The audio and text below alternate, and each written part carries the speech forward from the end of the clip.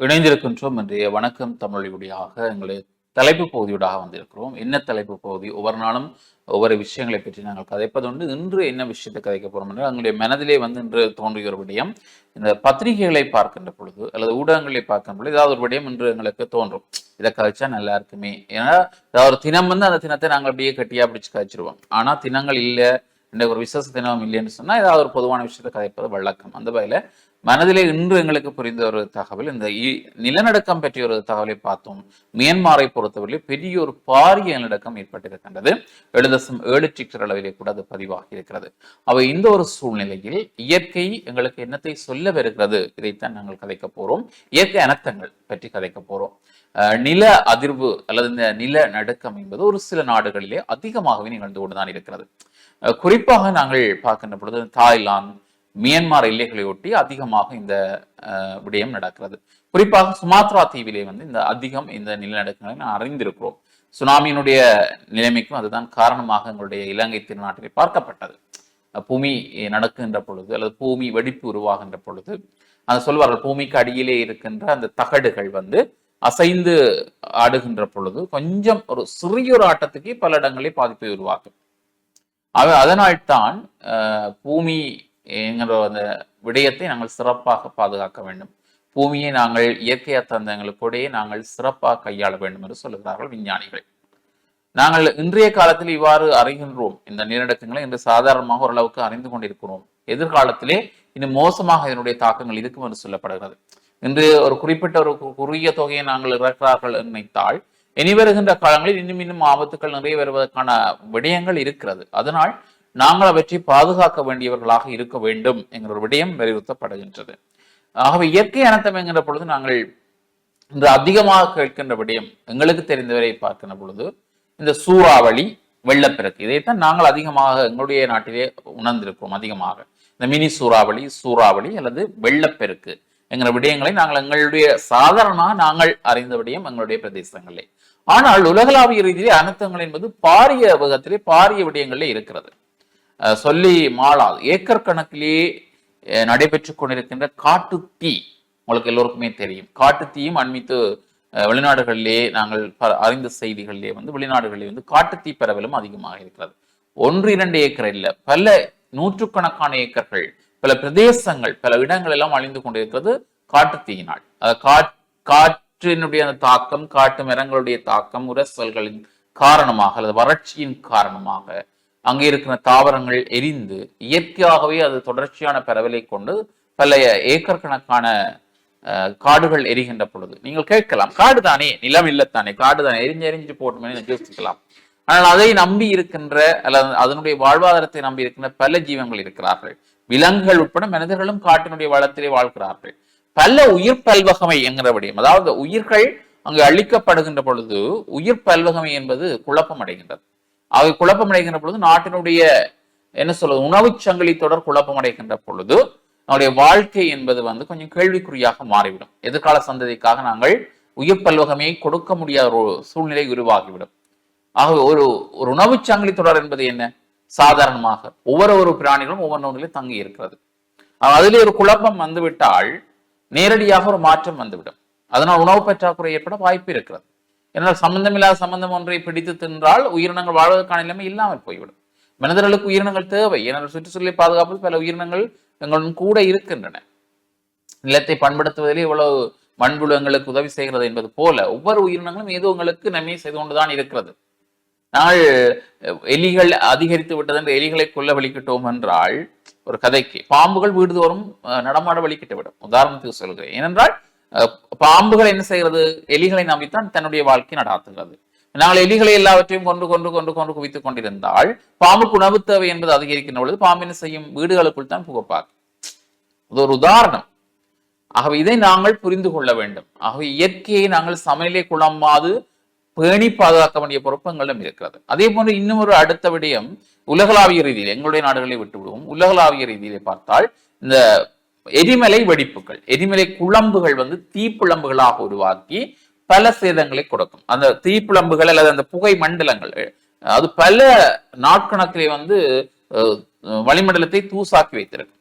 அதனால் மக்களுடைய சுவாச பிரச்சனை, ஆரோக்கியம் என்பது கேள்விக்குறியாகின்ற பொழுது நாங்கள் நினைக்கலாம் எரிமலையாளங்களுக்கு என்ன பாதிப்பு, அது தென்னை மாட்டில் வெடிக்குது, ஒரு ஒதுக்குப்புறத்தில் இருக்கு, அதுங்களுக்கு என்ன பாதிப்பை கொண்டு வர போறோம்னு அந்த நாட்டு மக்கள் நினைக்கலாம். நினைத்தாலும் அங்கே விஷயம் என்ன என்றால், வெடிக்கின்ற வெடிமண்டலத்தில் இருக்க உருவாகின்ற புகை மண்டலங்கள் எங்களுடைய சூழலுக்கு உதவாத காரணிகளை கொண்டிருப்பதனால் அது சுவாசங்களுக்கு பிரச்சனையை கொண்டு வந்து மக்களுக்கு நோய்களை அதிகரிக்கின்றது. சுவாசம் தொடர்பான நோய்கள் அதிகரிக்கின்ற பொழுது மரண வீதங்களை அதிகரிக்கிறது. குழந்தைகள், சிறியவர்கள், கர்ப்பிணிமார்கள், முதியோர்கள் இதால் பாதிக்கப்படக்கூடிய ஒரு சூழ்நிலை உருவாகும். எரிமலை வெடிப்பென்று விட்டு நாங்கள் சாதாரணமாக இருந்துவிட முடியாது. அதேபோல நில அதிர்வுகள், நில வெடிப்புகள் உருவாகின்ற பொழுது கடல்கள் கொந்தளிக்கின்றன. சுனாமி உருவாக்க என்ன காரணம்? அந்த நிலத்தடியிலே ஏற்பட்ட, தகட்டிலே ஏற்பட்ட விரிசல். ஆகவே சுனாமி எத்தனை உயிர்களை காவு கொண்டது. அப்ப கடல் அலைகளுடைய சீற்றம், அது ஒரு இயற்கை அனர்த்தம். அவ்வாறான கடல் அலைகள் வந்து அதிகமாக சீற்றத்தை கொண்டு வருமாக இருந்தால் பல உயிர்கள் ஒரு செகண்ட்லேயே காவு கொள்ளப்படும், ஒரு நிமிடத்திலேயே காவு கொள்ளப்படும். அவ்வளவு தூரத்துக்கு அது உள்வாங்கக்கூடிய சக்தி. என்றால் ஒரு அலை வந்து போது எங்களுடைய கண்ணுக்கே தெரியாது, அப்படி வந்து அப்படி போயிடும். அலைகள் உயர எழும்புகின்ற அந்த அலைகளுக்கு எத்தனையோ பேர் மாற்றப்பட்டிருக்கிறார்கள் கடற்கரையோரங்கள் எல்லாம். அதை நாங்கள் புரிந்து கொள்ள வேண்டியவர்களாக இருக்கிறோம். அது மட்டும் அல்லாமல் அடுத்து இந்த அண்டார்டிகா பிரதேசங்களில் இருக்கின்ற பனிக்கட்டிகள் வந்து பாறைகளாக இருக்கின்றவை உருகிக்கொண்டே இருக்கிறது. நாள் கணக்கில் அவை உருகிவிட்டால் எங்களுடைய கடல் மட்டங்களுடைய நீர்மட்டம் உயர்கின்ற பொழுது நாடு பூராவும், அதாவது பூமியினுடைய முழு பிரதேசங்களும் வந்து நீரினால் மூழ்கக்கூடிய ஒரு வாய்ப்பு உருவாகிவிடும். அந்த பனிக்கட்டுகள் கொஞ்சம் கொஞ்சமா தான் இப்பொழுது உருகிறது. மனிதர்களுடைய செயற்பாடு அதற்கு எதிர்மாறாக அமைகின்ற பொழுது, மனிதர்கள் இயற்கைக்கு எதிராக இயற்கையை குழப்ப சமநிலையை வெளிக்கிடுகின்ற பொழுது இந்த பனிப்பாறைகள் வந்து கொஞ்சம் கொஞ்சமாக உருக வலிக்கிடும். உருகின்ற பொழுது நீர்மட்டம் உயர வலிக்கிடும், நீரிலே மூழ்க வேண்டிய நிலை வரும் என்று ஆய்வுகள் சொல்லுகின்றன. அதை நம்பி இருக்கின்ற உயிரினங்கள், நீர்மட்டத்தை நன்னீர்மட்டங்களில் நம்பி இருக்கிற நாம் எல்லாம் அதனால் அழிவுகளை சந்திக்க வேண்டியவர்களாக இருக்கிறோம். அவை மழை அதிகமாக வெக்கை என்று சொல்கிறோம், பின்பு மழை பெய்கின்ற பொழுது அவை வெள்ளப்பெருக்காக வருகிறது. காரணம் நாம் செய்த தவறுதான். நீர் வழிந்துவிடக்கூடிய பிரதேசங்களை கட்டடங்களாக ஆக்கிவிட்டோம்.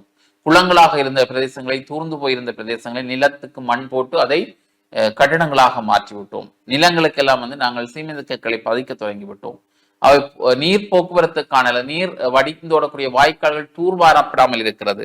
குளங்கள், குட்டைகள், ஆறுகள் எல்லாம் வந்து என்ன குப்பை கூலங்களாக இருக்கிறது. இவையெல்லாம் இந்த வெள்ளப்பெருக்கான காரணம். அது இலங்கையை பொறுத்தவரை இந்த வெள்ளப்பெருக்கள் அதிகமாக ஏற்படுவதை நாங்கள் அவதானித்திருக்கிறோம், செய்திகளை அறிந்திருக்கிறோம். அதுக்கு காரணம் இதுதான், இயற்கையை மீறி நாங்கள் செய்த விடயங்கள் தான். அதே போல மலைநாட்டு பிரதேசத்தில் நீங்கள் அதிகமாக அறிகின்றவருடைய மண்மேட்டு சரிவு, மண்மேடு அதிகமாக சரிந்து கொண்டிருக்கும். வீதிகளே எப்ப விழும், எப்ப நாங்கள் வீதியால் ரோட்ல ஒரு பஸ் போக விழுந்துடுமா ஒரு பயம் ஏக்கம் இருக்கு. காரணம் அங்க இருக்கின்ற மண் பிரதேசம், அதாவது மலை பிரதேசத்திலே நாம் செய்கின்ற அகழ்வுகள், வீடு கட்ட வேண்டும் என்று நிலத்தை தோண்டுவது, புதையல் தோண்டுவது, இந்த ரத்தினக்கல்கள் என்று சொல்லி நாங்கள் தேவையற்ற பிரதேசங்களை வந்து அங்கே கற்கள் இருக்கும், விலை மதிப்பில்ல ஆபரணங்கள் இருக்கும், அதுகளை தோன்றுவது. இவ்வாறு நாங்கள் இயற்கைக்கு எதிராக செய்கின்ற பொழுது அது மலைமேடாக இருக்கிற பிரதேசம் சரிந்துதான் விழச் செய்யும். அதில் நாங்கள் அக்கறை செலுத்துவதில்லை. அதுபோன்று அங்கே இருக்கின்ற மரங்களை நாங்கள் என்ன செய்கிறோம், வெட்டுகிறோம், விறகு வைக்க பயன்படுத்துகிறோம், சட்டவிரோதமாக அந்த மரங்களை கைப்பற்றுகிறோம். இதனால் அந்த மரங்கள் தான் அந்த மண்ணை வளமாக பாதுகாத்து வைத்திருக்கிறது பிடிமானத்திலே. அவற்றை அகற்றுகின்ற பொழுது அப்பொழுது என்ன செய்யும், மண் சரிந்துதான் ஆகும். எங்களுடைய தவறு தான், அது இயற்கையினுடைய தவறு அல்ல. இயற்கை எல்லாவற்றையும் தந்திருக்கிறது, அதை பேணி பாதுகாக்க வேண்டிய பொறுப்பு எங்களிடம் தான் இருக்கிறது. நாங்கள் அதை செய்வது இல்லை. மனிதர்களுடைய விடயத்தால் தான் நாம் அழிந்து கொண்டிருக்கிறோம். இயற்கை அனர்த்தத்தை என்று சொல்லி நாம் செய்கின்ற செயல் தான் அது இயற்கை அனர்த்தம். அப்ப நாங்கள் தான் அனர்த்தக்காரர்கள். அது இயற்கை செய்ய எந்த குற்றம் இல்லை, நாங்கள் செய்கின்ற தவறுக்கு அது பதில் இருக்கிறது, அவ்வளவுதான். அதை நாங்கள் புரிந்து கொள்ள வேண்டியவர்களாக இருக்கிறோம். ஆகவே இந்த மண் சரிவு அல்லது வெள்ளப்பெருக்கு என்று வருகின்ற பொழுதெல்லாம் நாங்கள் செய்த செயலுக்கான தண்டனை என்றுதான் நாங்கள் புரிந்து கொள்ள வேண்டும். அதனால் தான் இயற்கையை பாதுகாத்துக் கொள்ளுங்கள் என்று சமூக ஆர்வலர்கள் பல சொல்லுகிறார்கள், விஞ்ஞானிகள் பல சொல்லுகிறார்கள். இயற்கைக்கு ஒவ்வாத பொருட்களை நீங்கள் சூழலே பரப்பாதீர்கள். தேவையற்ற பொலித்தீன்கள், உட்காத பொருட்கள் இவற்றையெல்லாம் நிலத்தில் மண் வளத்தை குறைக்காதீர்கள். பயிற்சி அது வீழ்ச்சி அடையும், உணவு பற்றாக்குறை ஏற்படும் என்றெல்லாம் பல விடயங்கள் சொல்லப்பட்டுக் கொண்டுதான் இருக்கிறது. அதை நாங்கள் புரிந்து கொள்ள வேண்டியவர்களாக இருக்கிறோம். இப்படி பல விஷயங்களை பேசலாம் இல்லையா கார்த்திகாயன், உங்களுடைய கருத்து என்ன? நிச்சயமாக தான். இந்த செய்திகளை பார்க்கின்ற பொழுது உண்மையில் மனவேதனையாகத்தான் இருக்கின்றது. அதிலும் குறிப்பாக இந்த மியான்மரில் இடம்பெற்றிருக்கக்கூடிய இந்த நிலநடுக்கம் தொடர்பான புகைப்படங்கள் பத்திரிகைகளில் பிரசுரிக்கப்படுகின்ற பொழுதிலும் சமூக வலைதளங்களில் பல காணொளிகளை நாங்கள் பார்க்கக்கூடியதாக இருக்கின்றது. அந்த பெரிய கட்டிடங்கள் எல்லாம் இடிந்து விழுகின்ற பொழுது அந்த மக்கள் அவ்வளவு வேகமாக தங்களுடைய உயிரை காப்பாற்றிக் கொள்ள வேண்டும் என்பதற்காக ஓடுகிறார்கள். அதில் பல நூற்றுக்கணக்கான பலி இந்த பிரதேசங்களில், அந்த நாடுகளில் இடம்பெற்றிருக்கிறது என்கின்ற பொழுது இந்த இயற்கை அனர்த்தத்தில் இந்த பூமியை விட்டு விலகி சென்ற அத்தனை பேருக்கும் இந்த எங்களுடைய டான் தொலைக்காட்சி சார்பாக ஆழ்ந்த அனுதாபங்களை தெரிவித்துக் கொள்கிறோம். அவர்களுடைய குடும்பத்திற்கும் நாங்கள் ஆழ்ந்த அனுதாபங்களை தெரிவித்துக் கொள்கிறோம். அந்த நாடுகளுக்காக, குறிப்பாக தாய்லாந்து, மியான்மர் போன்ற நாடுகளுக்காக நாங்கள் பிரார்த்தனை செய்து கொள்கிறோம். அது மட்டும்தான் எங்களால் செய்யக்கூடிய ஒன்றாக இருக்கின்றது.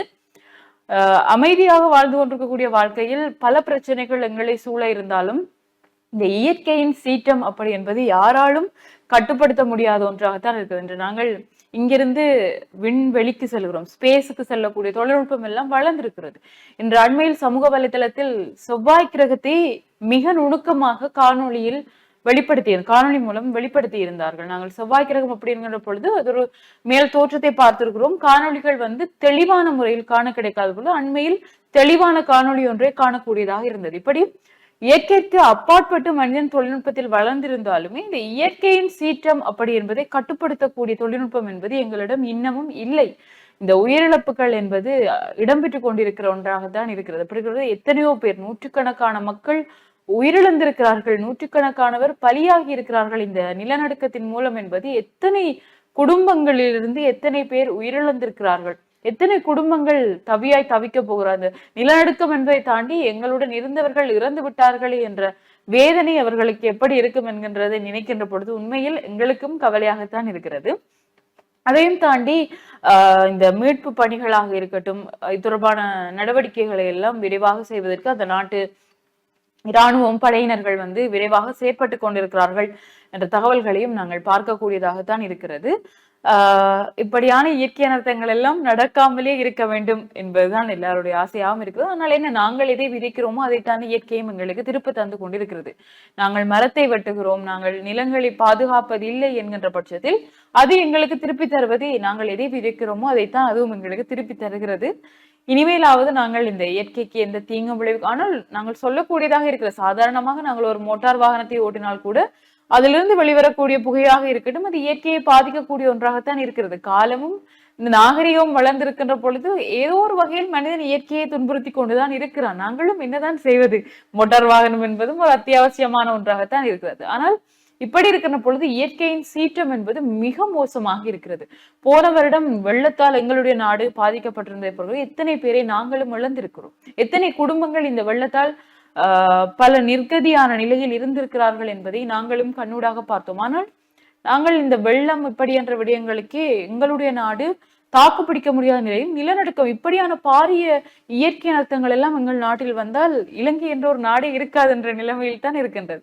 அப்ப அந்த குறித்த நாடுகள் இதிலிருந்து மீண்டு வர வேண்டும் அப்படி என்பதுதான் எங்களுடைய பிரார்த்தனையாகவும் இருக்கிறது. அதே போன்று இந்த செங்கடலில் சுற்றுலா பயணிகளை ஏற்றி சென்றிருக்கக்கூடிய நீர்மூழ்கி கப்பல் விபத்துக்குள்ளாகி 29 பேர் அந்த நீர்மூழ்கி கப்பலில் இருந்து பாதுகாக்கப்பட்ட நிலையில் 6 பேர் உயிரிழந்திருக்கிறார்கள். அப்படி என்ற உலகளாவிய ரீதியில் இடம்பெறக்கூடிய இந்த விபத்துகள், குறிப்பாக இந்த நீர்மூழ்கி கப்பல் விபத்துக்குள்ளாகி 6 பேர் பலியாக இருக்கக்கூடிய நிலைமையும் நாங்கள் பார்க்கக்கூடியதாகத்தான் இருக்கிறது. அது போன்று உலகளாவிய ரீதியில் பல உயிரிழப்புகள், குறிப்பாக இந்த போர், உக்ரைன் ரஷ்யா போரில் பல உயிரிழப்புகளை நாங்கள் பார்த்து கொண்டிருக்கிறோம். காணொளிகள் பார்க்கிறோம். ஒரு குழந்தையின் சடலத்தை ஒருவர் தூக்கி வைத்துக் கொண்டு கேட்கிறார், இந்த குழந்தை என்ன பாவம் செய்தது, எதற்காக உங்களுக்கு பிரச்சனை அப்படி என்று சொன்னால் பெரியவர்களை தண்டியுங்கள், இந்த குழந்தையை எதற்கு தண்டிக்கிறீர்கள் அப்படி என்று உயிரிழந்த குழந்தையின் சடலத்தை வைத்து கேட்கிற பொழுது ஒட்டுமொத்த சர்வதேசமுமே பூனி குறுக வேண்டிய ஒரு நிலையில் தான் நாங்கள் இருக்கிறோம். இது எங்கள் பிரதேசங்களிலும் இடம்பெற்ற ஒன்றுதான். இப்படி இருக்கின்ற பொழுது சர்வதேச ரீதியில் இப்பொழுது பல விடயங்கள் இடம்பெற்றுக் கொண்டிருக்கிறது. ஆனால் குறிப்பாக அனைத்தையும் தாண்டி பேசு பொருளாக இருப்பது இந்த இயற்கை அனர்த்தங்கள். நாங்களும் இயற்கையை பாதுகாப்போம். அது நேற்றைய தினம் பத்திரிகையில் பார்த்திருந்தோம், இரவோடு இரவாக காணியில் இருந்திருக்கக்கூடிய அத்தனை பனைமரங்களையும் தரித்திருக்கிறார்கள் என்கின்ற பொழுது நாங்களும் இயற்கைக்கு தீங்கு செய்து கொண்டுதான் இருக்கிறோம். அது பாரிய சீற்றமாக எவ்வளவு நாளும் தான் பூமாதேவியும் பொறுமை காப்பார் என்ற மாதிரி அவருடைய பொறுமைகளும் இழக்கின்ற பொழுது இப்படி பல உயிர்கள் எங்களுடைய பூமியிலும் போய்கொண்டிருக்கிறது, பலியாகிக் கொண்டிருக்கிறது. நாங்களும் இயற்கையை பாதுகாப்போம் அப்படின்றதான் இன்றைய தலைப்பு பகுதியில் நாங்கள் உங்களுக்கு கூற வந்த விடயமாக இருக்கிறது. மற்றும் ஒரு வணக்கம் தமிழ் நிகழ்ச்சியிலும் மற்றும் ஒரு தலைப்பு பகுதியிலும் நாங்கள் இன்னும் ஒரு சுவாரஸ்யமான விடயங்களோடு உங்களோடு இணைந்திருக்கும். அதுவரை உங்களிடமிருந்து விடைபெற்று செல்லும் நான் என்று உங்கள் அன்பிற்குரிய ஹார்த்தி ஆயினி மற்றும் குணம் துஷ்யந்தன். நன்றி நேயர்களே.